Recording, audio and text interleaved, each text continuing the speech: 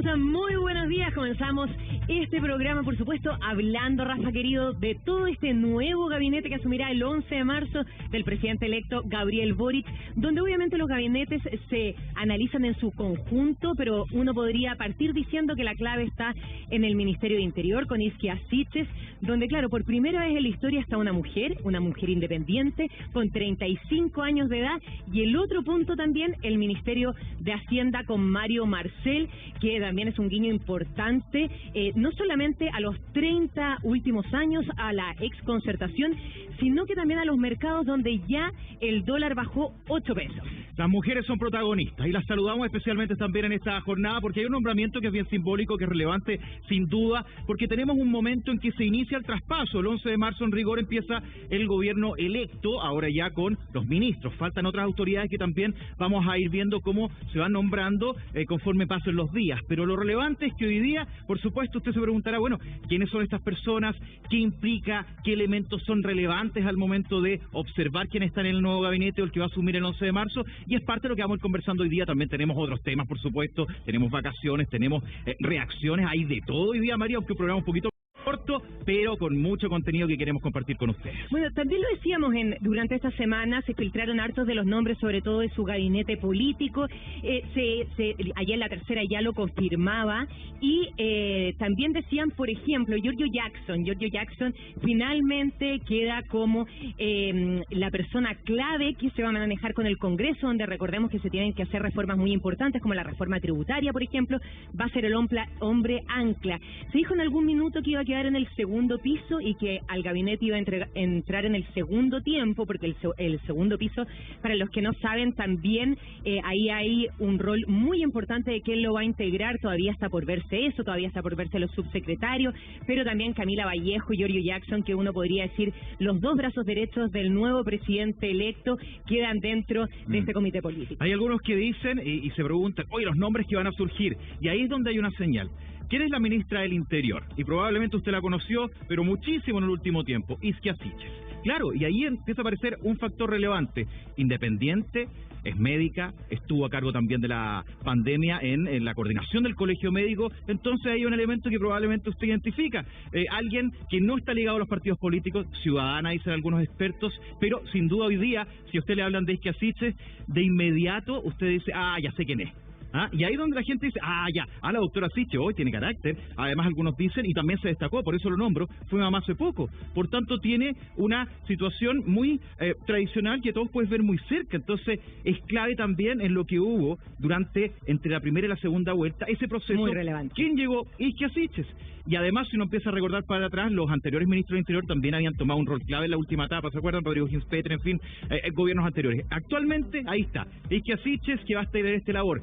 ¿Qué labor es la que de inmediato, y María, ayer tuvimos nosotros una conversación intensa, porque de inmediato se le exige al ministro del Interior la seguridad pública, Ministerio del Interior y Seguridad Pública, ese apellido, y con el momento que estamos viviendo también uno dice, ¿cómo lo va a enfrentar ella? Y ahí es donde hay una incógnita respecto a probablemente cómo este Ministerio del Interior va a tener otra forma de plantear la seguridad de nuestro país, por ejemplo con el equipo completo. Bueno, de hecho, se especuló bastante qué rol podía cumplir Isquia Siches, porque como tú bien dices, cumplió un rol fundamental en la segunda vuelta para la gran victoria de más de casi 1 millón de votos de diferencia que tuvo con su contrincante, y donde se levantaron a votar casi 1 millón de personas, y ella hizo un trabajo en el norte recorriendo Chile impresionante, y además con su guaguita que la acompañó en ese recorrido, y que esa parte también fue bien importante. Bueno, ella sonaba en el Ministerio de Salud, sonaba como vocera y sonaba en el Ministerio del Interior.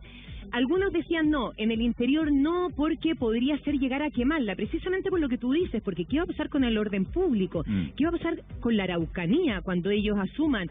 ¿Qué va a pasar con el estado de excepción cuando se levante en la Araucanía? Por ejemplo, algunos señalaban también. Entonces decían, ¿será el lugar donde ella tiene que comenzar acompañando al presidente electo Gabriel Boric, o será un rol que podría ser un fusil? Entonces algunos dijeron no, primera vez una mujer independiente, que ella tiene todas las características de lo que un poco prometió también Gabriel Boric en su campaña, y finalmente termina asumiendo ese rol que es muy relevante, por supuesto, y que es la jefa de todo el gabinete político. Claro, hartos médicos, hartas médicas también, personas que están en diferentes cargos, son 4 en rigor, y que uno empieza a mirar también una preocupación que va a estar acompañando a todos, pues sí, porque estamos preocupados del Omicron, y bueno, en diferentes áreas, si bien directamente a lo mejor no hay una política pública o una situación puntual durante los próximos meses, hoy se está mirando sanitariamente todo, y ahí es donde el Ministerio del Interior hay un punto relevante en este cargo de Isquia Siches, pero hay otros nombres que empezaron ahí,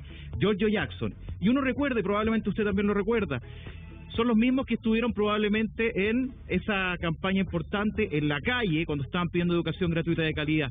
Y ahí es donde empiezan a surgir estos nombres que no son nuevos tampoco. Ahí ya empezamos a mirar cómo con el tiempo empezaron a estar en partidos políticos, por ejemplo, Camila Vallejo como vocera del Partido Comunista, y probablemente usted la va a estar viendo y va a decir, oiga, pero yo vengo viendo a esta actual diputada mucho tiempo. Entonces también es una cara que muchas personas reconocen y también identifican como alguien que con todo este bagaje también muchas veces le va a tocar interpretar y hablar, entre comillas, lo que probablemente quede en la duda, lo explica como vocera del propio presidente. Entonces son elementos que son cercanos y conocidos, me parece, también, y ahí es donde se explicaría el nombramiento de Camila Vallejo. Bueno, uno podría decir que Camila Vallejo y Giorgio Jackson son los dos grandes compañeros de Gabriel Boric durante los últimos 10 años, desde los movimientos estudiantiles, donde hicieron una lucha en conjunto muy importante, donde los tres llegan al Congreso también, entonces obviamente era de esperarse que cumplieran un rol muy fundamental,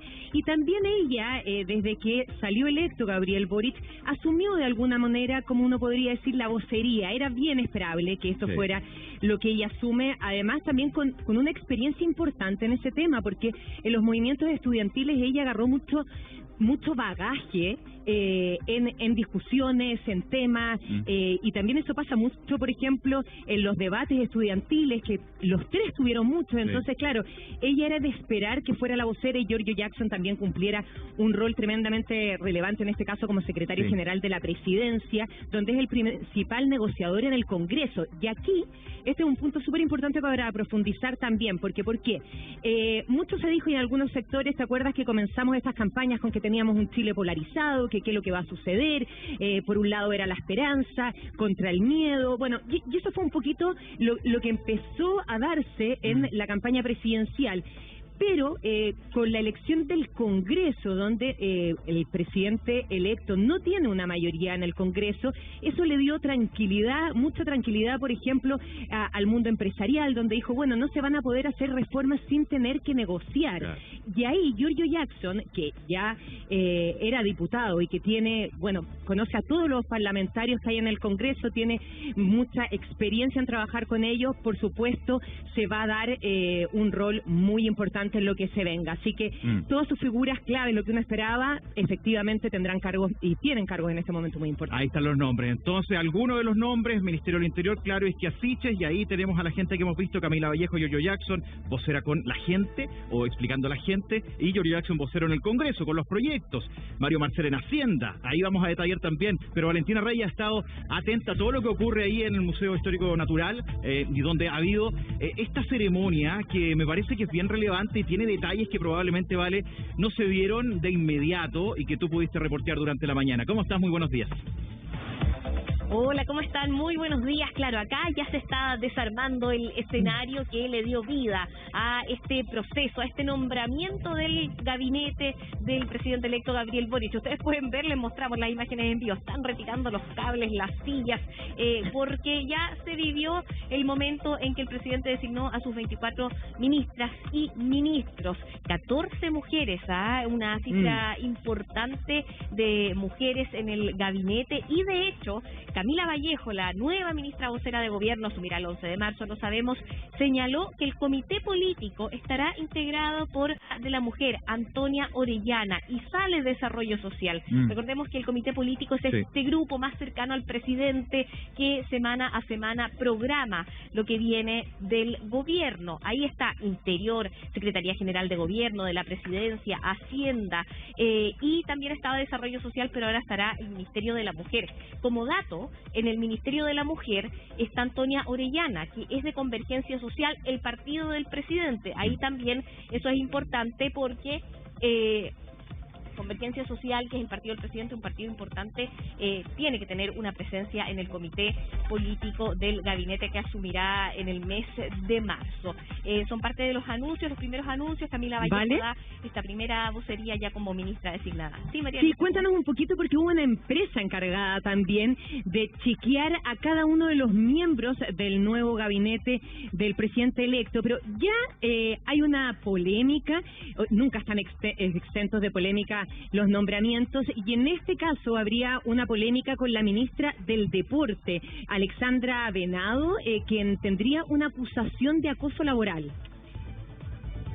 Sí, hay en Twitter denuncias de acoso y maltrato laboral.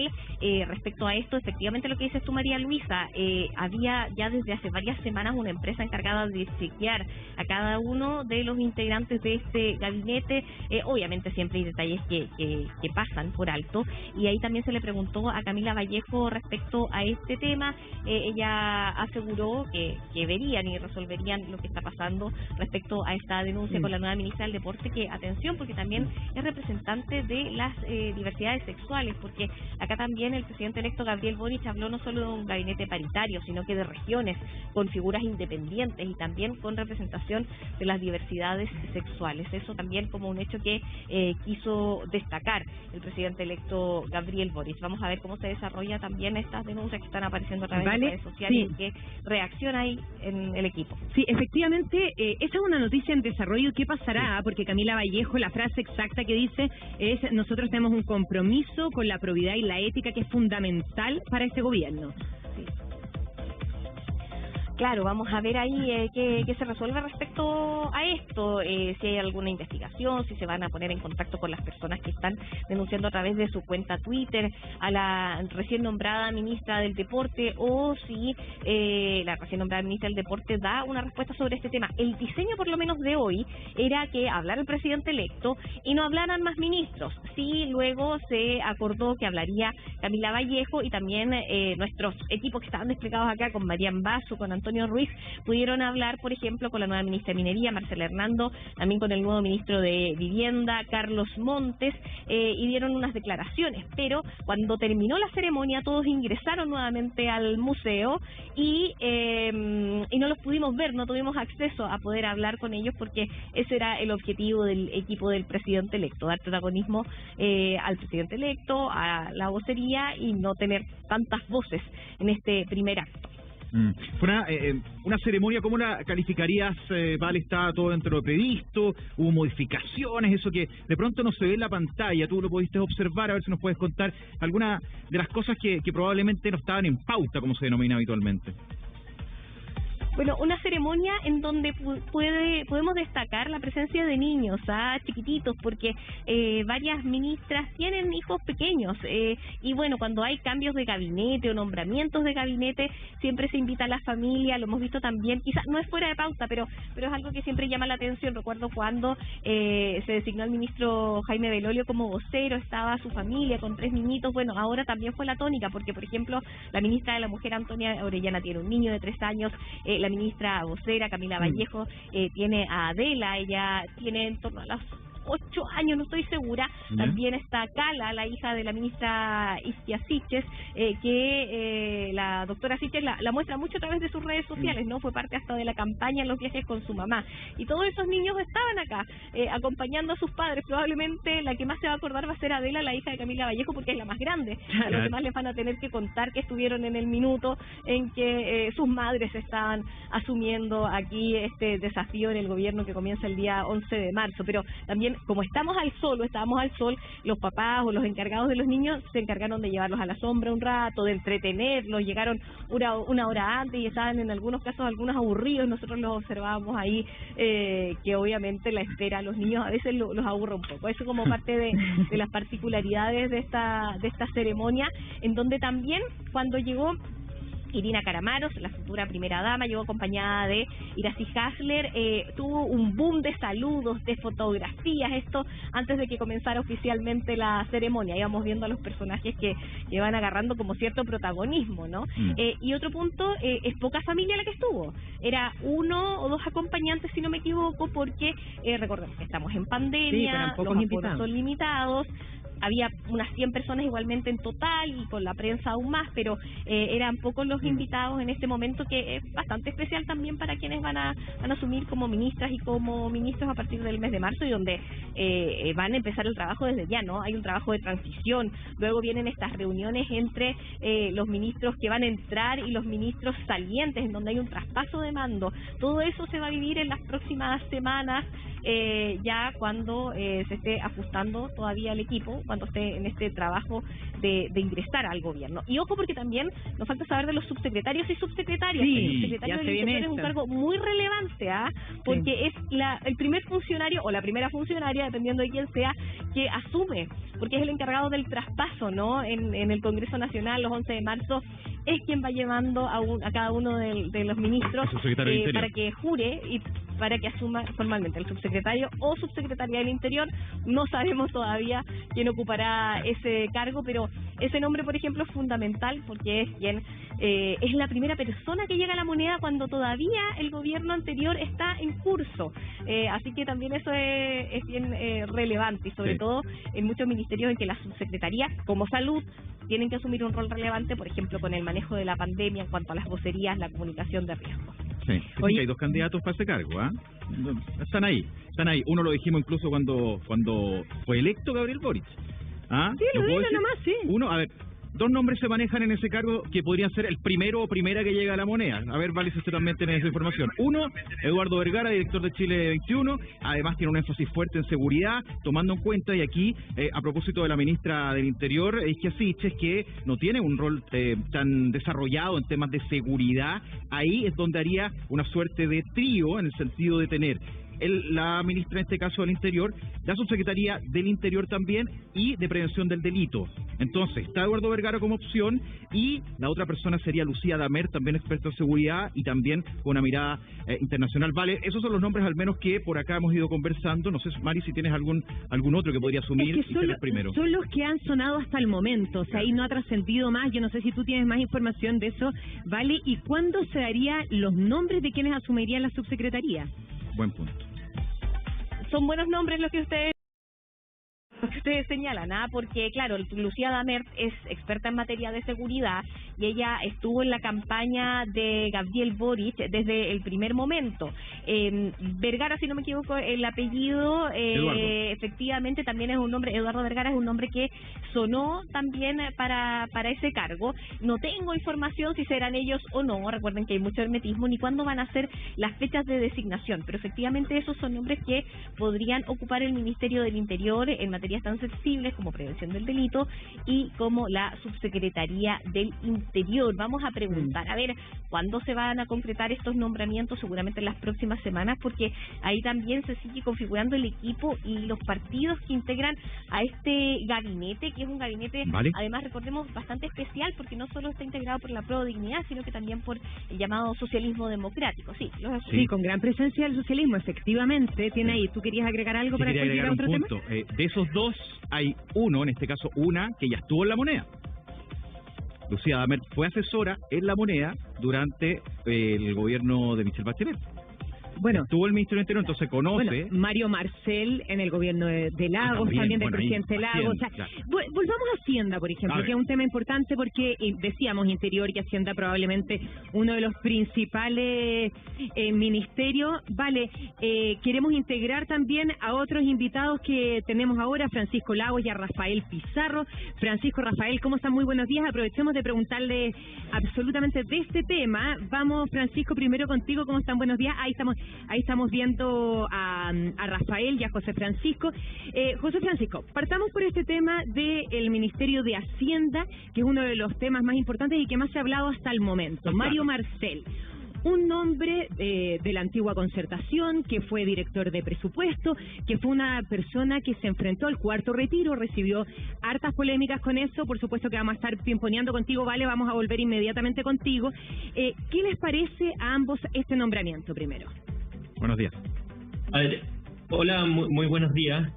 A mí me parece que lo de Mario Marcel es una jugada totalmente audaz. O sea, rompe el esquema de lo esperable, en parte en relación a lo que venían diciendo en temas de campaña y a lo que dijiste tú, María Luisa, relacionado con la oposición de Mario Marcel, no solo al cuarto retiro, sino que a todos los retiros, con declaraciones bastante duras, de ida y vuelta respecto a cuál había sido su rol como presidente del Banco Central, y por eso yo creo que eso es un poco salir de la caja de lo esperable, y por eso me parece que es una buena jugada política. Ahora, igual hay que hacer el doble clic, porque esto es la materialización un poco de cómo los 30 años se sientan en la mesa del gobierno de Gabriel Boric, y no se sientan en cualquier lado, se sientan en un ministerio importante, pero que también forma parte del comité político, es decir, que decide los destinos de toda la agenda del gobierno, y por eso es bien interesante, y ahí la encrucijada o el enfrentamiento que va a haber entre algunos que criticaban a la función de Mario Marcel, él ha sido uno de los impulsores, por ejemplo, de la regla fiscal, es decir, algo bien cuestionado por ciertos grupos cercanos a Gabriel Boric, versus precisamente estos sectores. Así que ahí yo creo que algo que va a haber que ver con mucha atención. Y en tu caso, Rafael, ¿qué te parece ese nombramiento que además ya hizo que bajara 8 pesos el dólar y que por primera vez una persona que no participa del programa de gobierno es nombrado ministro de Hacienda? Sí, yo creo que en esa perspectiva hay que entender a Mario Marcel en su historia, ¿no? Ya, yo creo que Mario Marcel es un economista